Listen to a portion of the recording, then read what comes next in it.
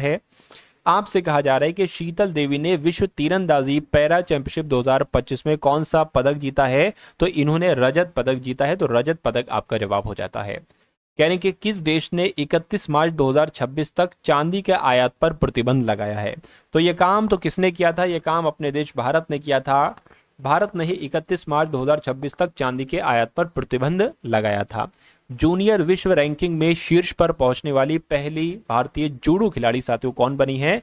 तो इनका नाम है हिमांशी टोकस, और हिमांशी टोकस ही जूनियर विश्व रैंकिंग में शीर्ष पर पहुंचने वाली पहली भारतीय जूडो खिलाड़ी साथियों बनी है। नेक्स्ट नंबर का सवाल देखिए, कहा जा रहा है कि भारतीय वायुसेना के MiG-21 लड़ाकू विमानों को विदाई देने का समारोह कहां पर आयोजित हुआ है? तो साथियों चंडीगढ़ में आयोजित हुआ है, तो चंडीगढ़ आपके सवाल का जवाब हो जाता है।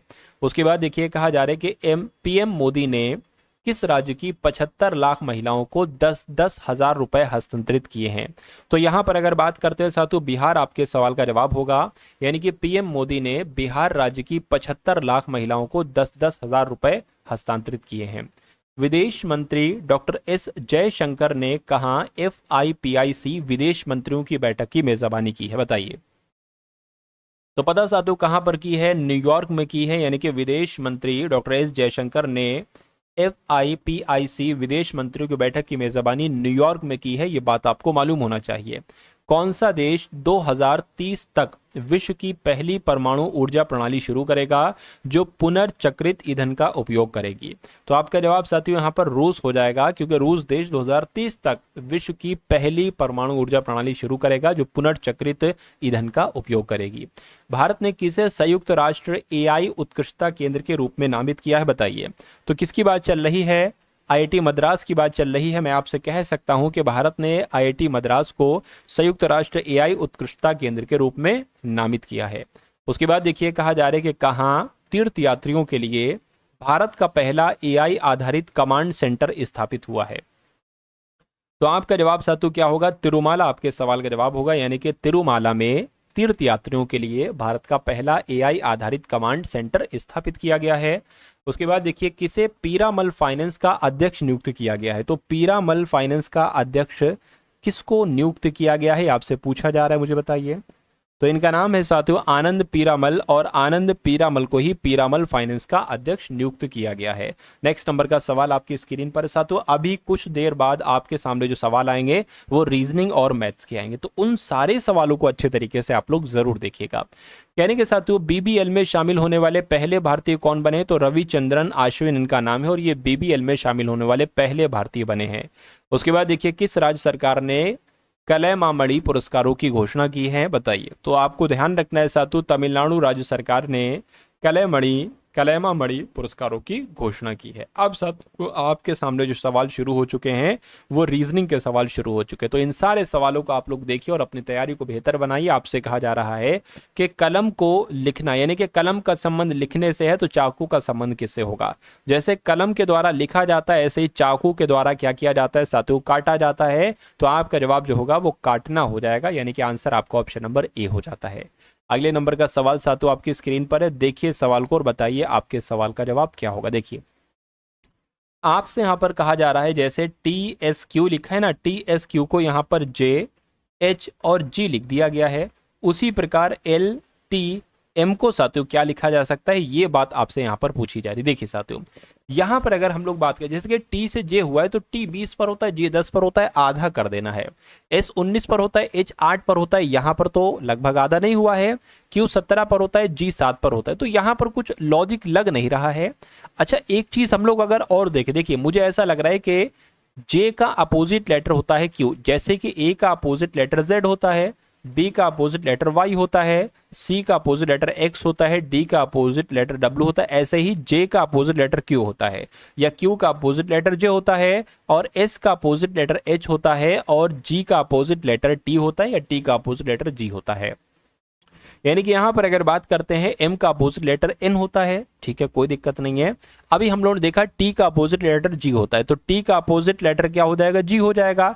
l का अपोजिट लेटर क्या हो जाएगा साथियों, o हो जाएगा। तो NGO ऑप्शन में होना चाहिए। अगर ऑप्शन में NGO है तो हमारा जवाब बिल्कुल सही है। और मैं देख पा रहा हूं साथियों NGO जो है ना वो आपके ऑप्शन नंबर ए वाले में, तो जिनका आंसर ऑप्शन नंबर ए के साथ है मैं कह सकता हूं कि आंसर आपका बिल्कुल सही हो जाएगा भाई। बहुत बढ़िया, वेरी गुड क्लास। अच्छा, यहां पर आपको दिख नहीं रहा होगा कि ये क्या लिखे, ये लिखी है लड़कियां। ये क्या लिखे हैं, ये लिखी है साथियों विवाहित, है ना।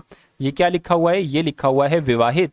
और ये क्या लिखा हुआ है, ये लिखा हुआ है साथियों कार्यरत। यानी कि अब आपको यहाँ पर समझ गए होंगे साथियों अच्छे तरीके से। आप लोग यहाँ पर देखिए, यानी कि लड़कियों वाला सर्किल अलग है, जैसे कि 1 2 5 6, 3 2 4 5, है ना। तो आपसे सवाल अब हम लोग यहाँ पर देखने की कोशिश करेंगे कि आखिर आपसे सवाल यहाँ पर क्या पूछा जा रहा है। देखिए साथियों, यानी कि दी गई आकृति का अध्ययन करें और उस क्षेत्र की पहचान करें जो लड़कियां जो कि कार्यरत हैं लेकिन अविवाहित नहीं, यानी कि अविवाहित नहीं है। अच्छा, लेकिन अविवाहित का प्रतिनिधित्व करती हैं, अविवाहित का प्रतिनिधित्व करती हैं, ये बात आपसे पूछी जा रही है। चलिए,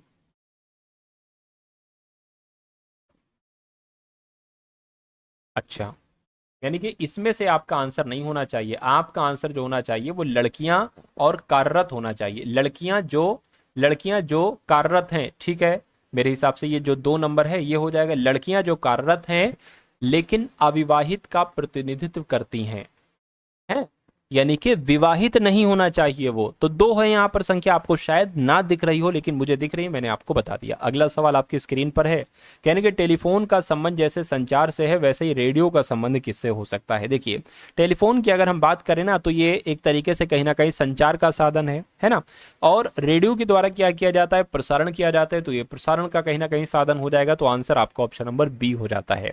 अगला सवाल आपकी स्क्रीन पर है, आपसे कहा जा रहा है, बहुत ध्यान से देखिएगा इस सवाल को। आपसे कहने हैं कि चिन्ह का स्थान लेने के लिए और समीकरण को संतुलित करने के लिए गणितीय चिन्हों के लिए सही युग्म का आपको चयन करना है। देखिए, आपके सामने यहाँ पर 96 लिखा हुआ है, 2 लिखा हुआ है, आपके सामने 20 लिखा हुआ है, 2 लिखा हुआ है, 174 लिखा हुआ है। यहाँ पर बराबर ही होगा। क्या होगा, यहाँ पर जो है ना वो बराबर ही होगा। अब आपको ये देखना है कि कैसे क्या होगा। देखिए, अगर हम भाग गुणा प्लस बराबर यहाँ पर ये फिट कर दें तो 174 आ जाएगा, है ना, या ये फिट कर दें। हम ऑप्शन नंबर डी में चलते हैं साथियों इस टाइप के सवालों में। क्यों ऑप्शन नंबर डी से चलते हैं, क्योंकि ऑप्शन नंबर डी से चलने पर मैंने कई बार देखा है कि आंसर मुझे पहले मिला है।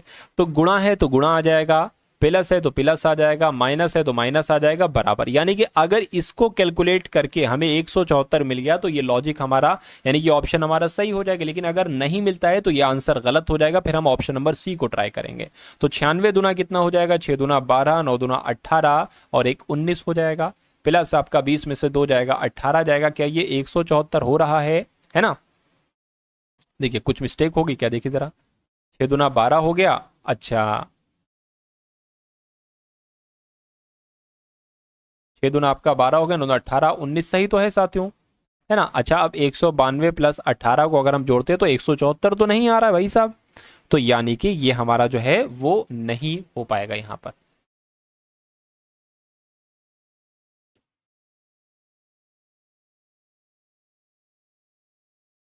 चलिए, और ऑप्शन को चेक करते हैं साथ, तो इससे नहीं बना तो कोई दिक्कत नहीं है ना। इस वाले को ऑप्शन को अगर चेक करें, इस वाले को साथियों देखिए, या अच्छा यहां पर तो ये भाग आ गया, भाग थोड़ी ना आएगा तुम्हें, इसलिए आंसर नहीं हो सकता। इसकी अगर बात करें 96 2 20 और 2 और बराबर 174, 174, तो क्या क्या आ जाएगा, माइनस प्लस और साथियों गुणा, यानी कि 20 दूना 40 हो जाएगा, प्लस 96 में से 2 जाएगा तो 94 आ जाएगा। ये क्या जोड़ का इसका हो पा रहा है साथियों, 4 9 4 13, 134 हो रहा है, ये भी नहीं हो पाएगा। ऑप्शन नंबर ए की अगर बात करते हैं साथियों, इसकी अगर बात करते हैं तो